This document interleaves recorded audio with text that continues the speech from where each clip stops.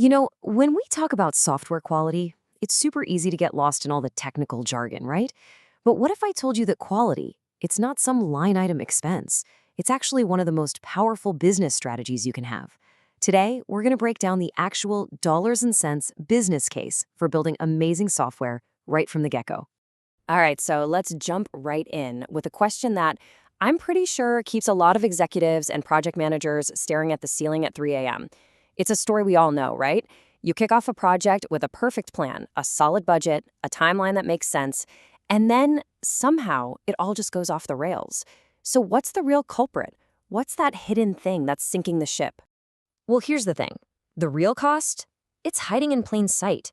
This image tells such a powerful story. Think of it like a software food chain. A tiny little bug, a small error made way back at the beginning, it might seem like no big deal. But the longer it stays hidden, the bigger and meaner it gets. It just starts chomping away at your budget, your timeline, everything. Okay, so to get to the bottom of this, here's our game plan. We're going to look at the true cost of these defects, then we'll figure out what good software even means. We'll see how quality is actually built, uncover a surprising truth about productivity, and wrap it all up with your return on investment. All right, first up, let's get right to the money. The real problem, the one we're here to solve, is the absolutely insane cost of fixing mistakes way too late in the process. I mean, this is where budgets just get completely blown out of the water. And this just lays it out perfectly. A defect that costs, say, a single dollar to fix when you're just planning things out, well, that same bug can cost $10 to fix once you start building. And if it actually makes it out to your customers, you could be looking at $100 or even more. That's a 100 times multiplier. We are not talking about pocket change here. This is a massive driver of your project's final cost. Okay, so we know we need to prevent defects, but what does a good or quality piece of software even look like? Here's the key. The most important viewpoint isn't from the person who wrote the code. It's from the person who uses the code.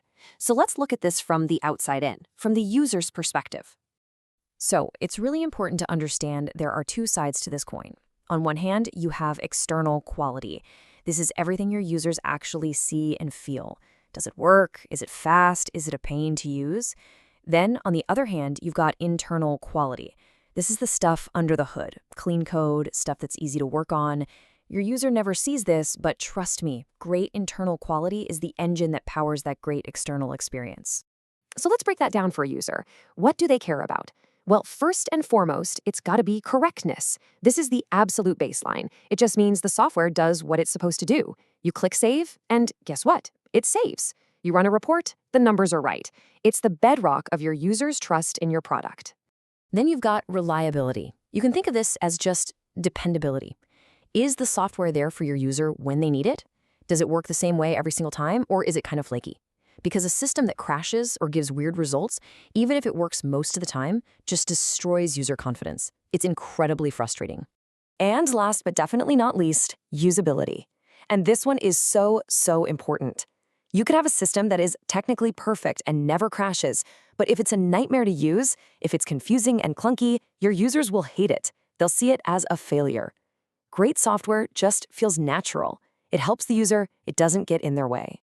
So, the big question is, how do we get all that good stuff?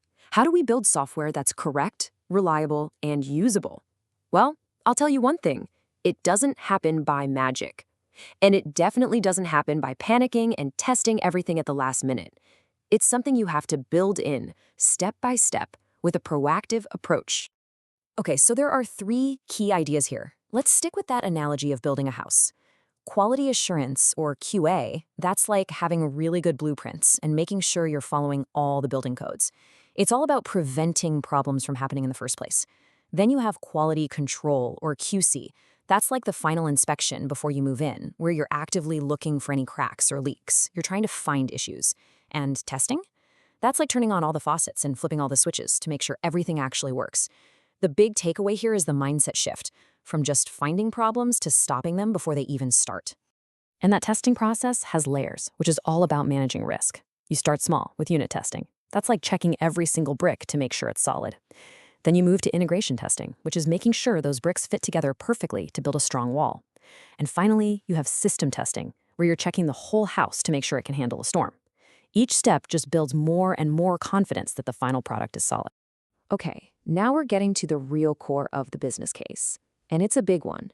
There's this myth out there, this idea that you have to choose between quality and speed, that focusing on quality will just slow everything down.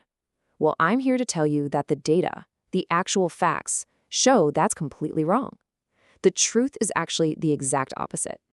This right here, this is the most important principle of the whole thing. The big idea is that improving quality actually reduces your development costs. Let that sink in. It makes your schedules shorter, not longer. So, how on earth is that possible? It's because of this number right here. On a typical software project, an incredible 50% of your team's time, half of the entire schedule, isn't spent building cool new features. It's spent hunting down bugs and fixing code that's already broken. It's just rework. It's spinning your wheels. And it is the #1 killer of productivity, period. And look, this isn't just some nice-sounding theory. We've got hard data from places like NASA and IBM to prove it.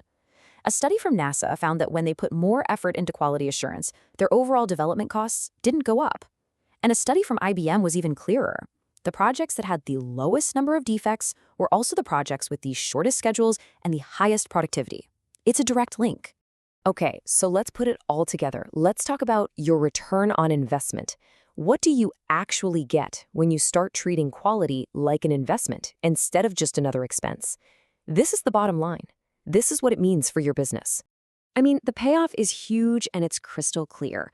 You get your projects done faster, for less money, your long-term maintenance costs just plummet, your teams are more productive, and honestly, they're just happier because they aren't constantly fighting fires.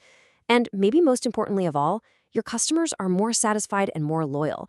And it all stems from solving that one massive problem, all that wasted time and energy spent on rework. And this isn't just theoretical. Check out this real-world example from IBM. They ran a focus quality program on one of their big systems. The result? They cut down on the number of defects reported by customers by 90%, a 90% drop. And at the same time, their maintenance costs were almost cut in half. These are the kinds of game-changing results we're talking about. So I want to leave you with one final thought, a question to take back to your own projects. Ask yourself this. Is your current process designed to prevent defects before they even happen? Or are you just stuck on that expensive hamster wheel of finding and fixing them after they've already caused problems? Really think about it, because the answer could change absolutely everything.